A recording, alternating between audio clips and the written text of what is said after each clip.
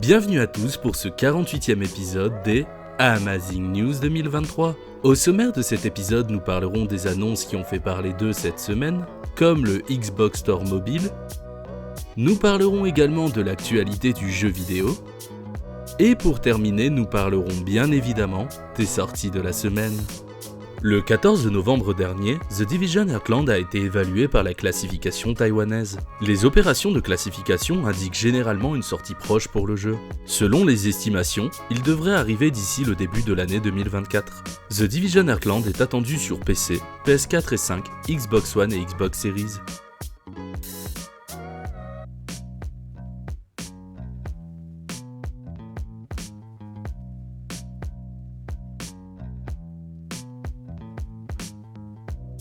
Bloober Team vient de publier un communiqué sur X avec quelques détails sur l'avancement du remake de Silent Hill 2.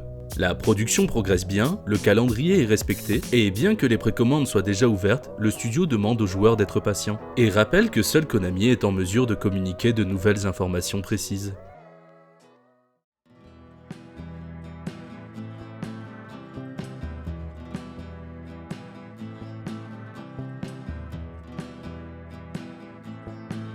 Selon l'insider Dust Golem, Capcom prépare un gros jeu pour l'année prochaine, et son dévoilement est prévu avant la fin de l'année 2023. Il précise qu'il ne s'agit ni d'un nouveau Resident Evil, ni d'un remake. La présentation du jeu pourrait donc potentiellement avoir lieu lors des Game Awards 2023. En attendant, le studio a annoncé le mode VR de Resident Evil 4 Remake le 8 décembre prochain sur le PSVR 2. Info de dernière minute, Capcom a accordé une interview à IGN et a confirmé que d'autres remakes de Resident Evil seraient en cours de production, et précise que ces projets seront révélés plus tard.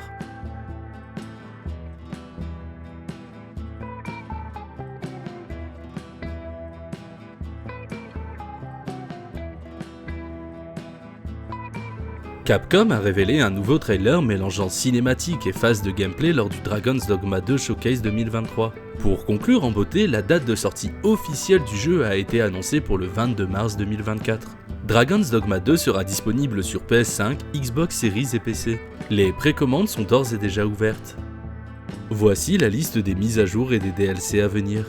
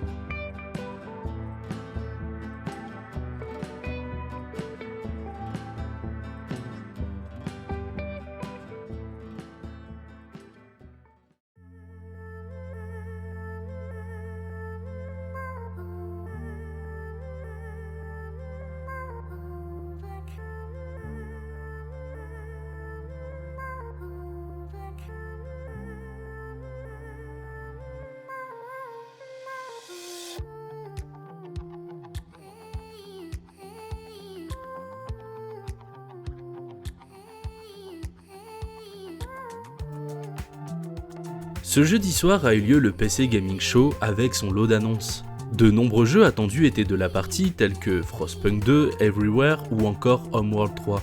La conférence s'est terminée sur Stalker 2 qui revient avec plein d'informations et un trailer somptueux. Le lien de la rediffusion se trouvera dans la description. L'acteur qui incarne Venom dans Marvel Spider-Man 2 a révélé que seulement 10% des dialogues enregistrés pour Venom ont été utilisés. Sur les réseaux, des spéculations suggèrent qu'un DLC ou un spin-off dédié à Venom pourrait être en cours de préparation. Cela n'a pas été confirmé par Insomniac pour le moment. Le DLC de Destiny 2, la forme finale, est officiellement repoussé au 4 juin prochain sur toutes les plateformes. Cette décision est probablement liée à la récente vague de licenciements que le studio a connue. Cette nouvelle date de sortie coïncide également avec la fin de la saison du vœu. Frontier a enregistré une chute de 20% de ses actions en raison de la révision à la baisse de ses revenus prévisionnels pour 2024, décision principalement influencée par le lancement décevant de Warhammer Age of Sigmar.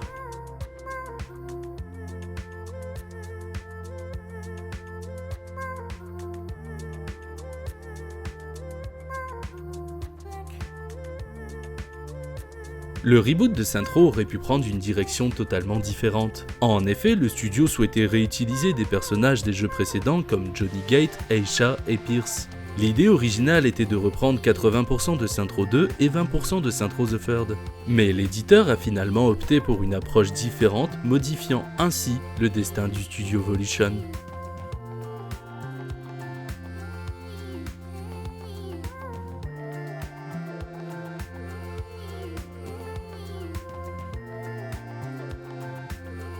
Un nouveau brevet d'Electronic Arts suggérant la possibilité pour les joueurs d'intégrer leur propre voix et donner ainsi vie à leurs personnages de jeux vidéo a fuité.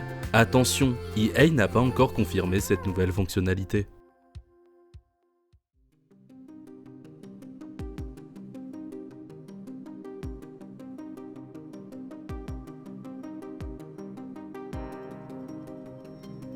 CD Projekt a confirmé que 50% de ses effectifs travaillent actuellement sur le prochain opus de The Witcher, connu sous le nom de code Polaris. Le studio a également annoncé que Cyberpunk 2077 Phantom Liberty a atteint 4,3 millions d'exemplaires vendus, dépassant ainsi les ventes du jeu de base. La nouvelle mise à jour 2.1 de Cyberpunk sera également bientôt dévoilée. Malheureusement, la vague de licenciements persiste dans l'industrie du jeu vidéo, avec Embracer Group annonçant le licenciement de 50 personnes chez Fish Labs, et la confirmation de la fermeture du studio Free Radical le 11 décembre prochain. Le studio BitDance va également procéder à une restructuration de sa division gaming, entraînant probablement des licenciements massifs. Unity est également de la partie, avec 265 licenciements annoncés, en plus des 14 fermetures de bureaux.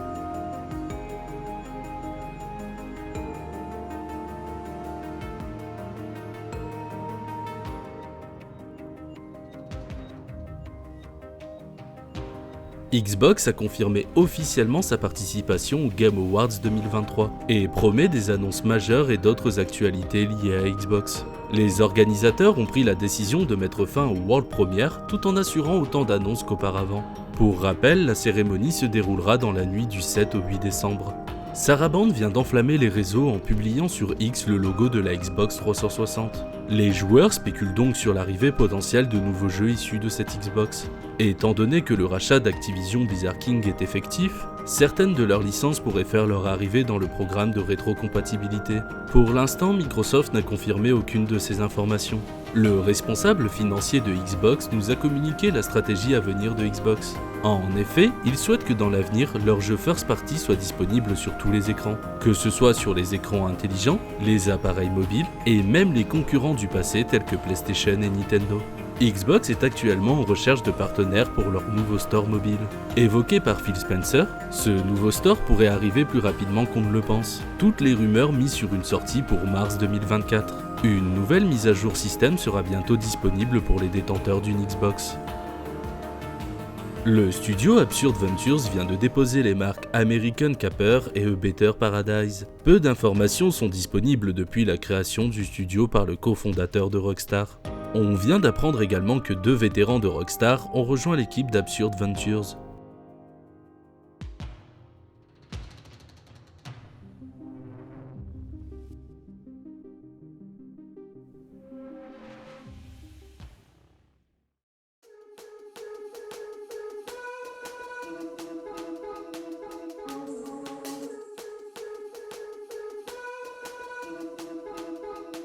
À l'occasion des 20 ans du jeu, Ubisoft officialise Beyond Good and Evil Anniversaire Edition. Ubisoft nous propose une version remaster permettant de profiter du jeu en 4K à 60 fps, ainsi que d'un mode de jeu bonus, Speedrun.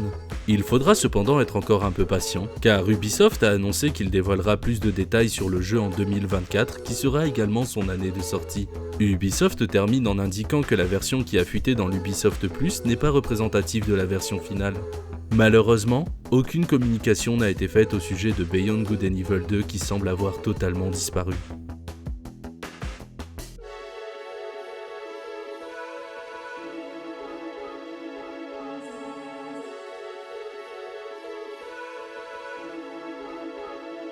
Sea of Thieves va enfin accueillir dès ce 7 décembre des serveurs 100% PvE. Pour l'occasion, Rare ne s'est pas contenté de reproduire l'expérience sans les joueurs, mais a apporté de nombreuses modifications. Les joueurs progresseront moins vite, les niveaux de réputation seront limités, ainsi que d'autres ajustements. En effet, ce serveur PvE a pour vocation de préparer les joueurs au serveur PvP. Place à présent aux sorties de la semaine.